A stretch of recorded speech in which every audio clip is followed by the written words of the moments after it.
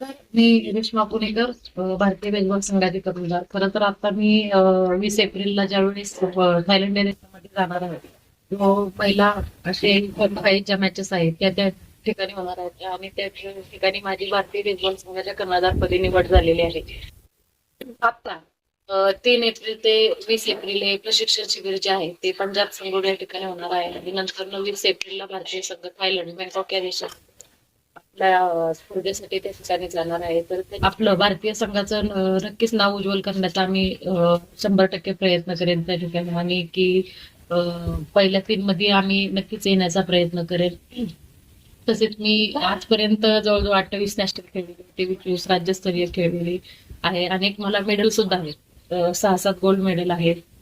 6-7-8 मला silver medal आहेत, bronze medal आहेत.